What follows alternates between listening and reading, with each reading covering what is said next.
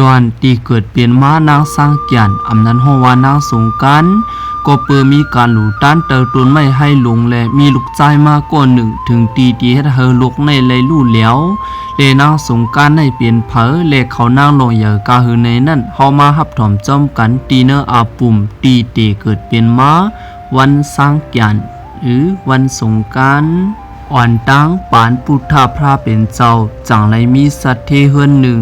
ข้าสองก็ผมเมในเป็นกวนมักมีเงินคำเต็มทวนเหลืองน้ำกูเจอกูลวง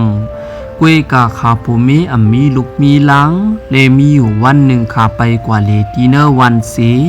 สั่งไรยะใจขี้เราก็หนึ่งมาหุ่นโคนาขาผมเมลาดว่าเกิดสองก็ผมเมมีเงินมีคำน้ำกวยกามีลูกมีหลานตาสิบเจอคือเลสั่งเฮ็ดให้อันเป็นขาสองโก้ผมเฮ็ดในเสอเล็กข้อคมนาก็เปิดว่าเป็นลองเต้ขาตั้งสองข้าเจอหลูด้านย้อนสู้เปิดตาเฮมีลูกเหมือนเจ้งหนังเปิ้นกวยกามีขาสองโก้ผมเมก็ข้าเจอเฮ็ดหลูเฮ็ดต้านอยู่เฮ็ดเจ้งไหนหึงข้าวตั้งเป็น3 ปี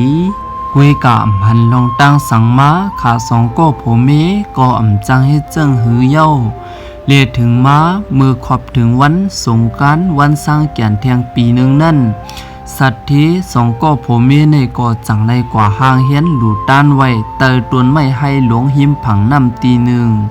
เดียวเขาในกว่าล่างตีเนื้อน้ำอันจืนเสอเจียดกำสีเอากว่าหนึ่งให้มันสุกเย้าเอามาเฮ็ดเป็นกวนสีกว่าหลูตีตวนไม่ให้หลวง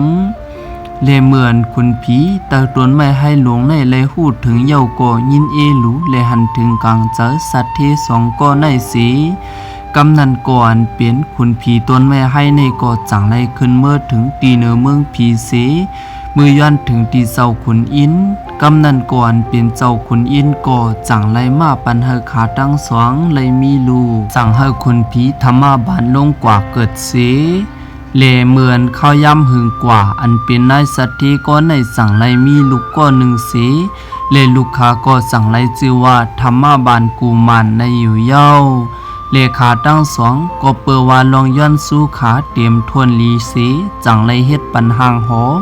ปุ่นตาเจ้าผีตวนไม่ให้เฮ็ดปันหางหอเจ็ดจันสีเฮ็ดปล่อยหลูต้านปันแทงอย่าลงเตี้ยๆว่า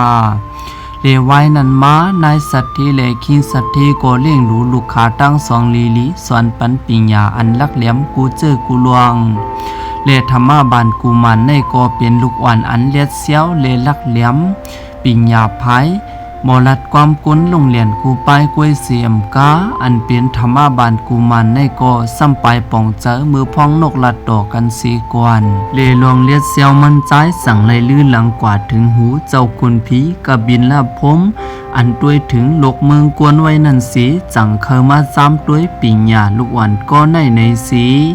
กำนันเมื่ออันเศร้าคุณผีกะบินละพมลงมาถึงเย่าก็สั่งไล่มาปั่นความ3 ข้อตีลูกอ่อนใจก็ในข้อที่1กลางเนอมาอย่าสีกวนเฮาอยู่ตีแล้วข้อที่2กลางวันเต็งมาอย่าสีคนค่ายกว่าอยู่ตีแล้วเลขข้อที่3พอยามกลางวันสำตีตวกอย่าสีกวนกว่าอยู่ตีแล้วในสีเลมันลัดว่าป้อถึงมา7 วันป้อในจึงอันเปลี่ยนเจ้าคนผีกะบินละบ่มเตลงมาเอาความตอบอันในขึ้นป้อว่าธรรมาบานกุมันตอบไล่ป้อว่าในจึงอันเป็นเจ้าคนผีนั่นเตยอมตัดโหมันสีปันปุนตาเป็นคองหลูไว้ป้อว่าลวนก็ในตอบไล่ป้อว่าในจึงมันเตเลยเตียบโหมันสีเป็นคองหลูต้านขึ้น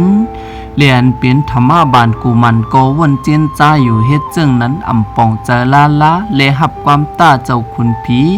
กะบินละพมไว้เยาสีเหมือนถึงมาวันที่6นั่นอันเป็นธรรมาบานกูมันก็จังอันเลียนไปปอกในสีมานั่งลือเฮ่ออยู่เตอตวนฐานตวนหนึ่งสีกวยกาเนอขายามนั่นตีเนื้อตวนฐานนั่นก็จังไรมีนกหุ่ง2 ตัวโผเมอุบกุมกันอยู่ถ้าอุบกุมกันว่าเมื่อพุกมาตับลูกกว่าหาตั้งกินไก่เย้าก็เปอวานเป็นเจ้าคนผีกะบินละพมเตลงมาแตบโหธรรมาบานกุมารในสีตูมันนั่นเฮาเตเลยเอาเฮ็ดตั้งกินเฮาธรรมาบานกุมารก็รวมโกเมื่อไรยินเจ้งหนังนั้น กำนันนกหุ่งโตเมถามโผมันว่าความตอบ3ข้ออันเจ้าคุณผีกับปินละบ่มลัดไว้นั่นเป็นอีสังหลาในสีในขายามนั้นธรรมาบานกุมารก็ลักล้อมทอมอยู่สีอันเป็นนกหุ่งโตปอนั่นก็อาสังกัดหนาสีลัดเมมันว่าจังหยับสังอย่าสีกวนเฮาขายามกลางเนอเตอยู่ตีหน้าก็เปิดกวนล่างนาอยู่กูเนอเลยาสีตอนกลางวันเตอยู่ตีนาอกมีอันหอมอันหึ้นก็เตตาเสตีอกอันตั้งเลยาสีกลางวันคำซ้ำเตมีอยู่ตีปลายตินก็ปองยำตีนวลกวนเฮาเกียกล่างตินสีจ่องกวยเขานวลในสีเมื่ออันธรรมาบานกุมันไล่หู้ความตอบเย้าก็มันสั่งไล่จมซื้อสีปอกมือขึ้น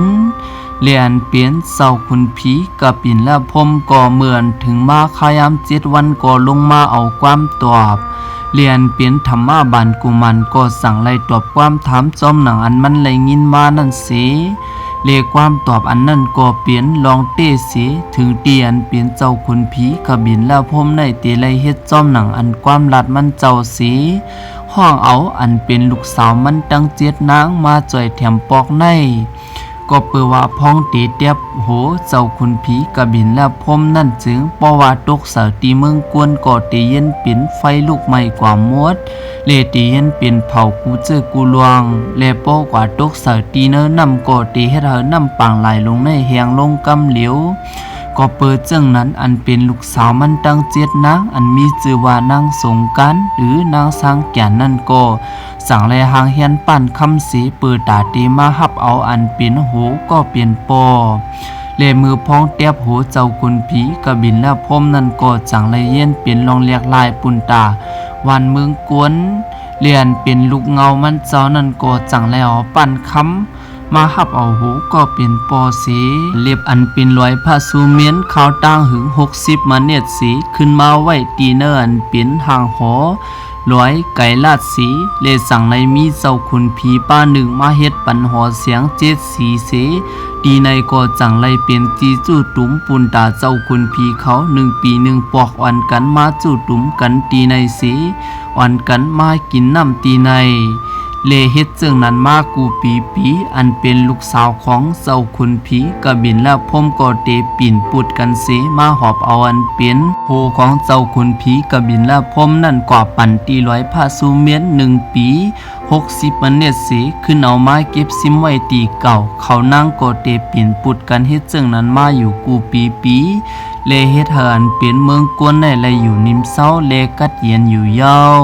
เลในก็เป็นอาปุ่มตีเตเกิดเป็นม้าวันสงกรานต์หรือวันสร้างแก่นเตียนข้าวแล้วมาเป็นสีใครเนผู้ปันแห้งเอาเขาหน้าวันเมื่อในข้าอ้อ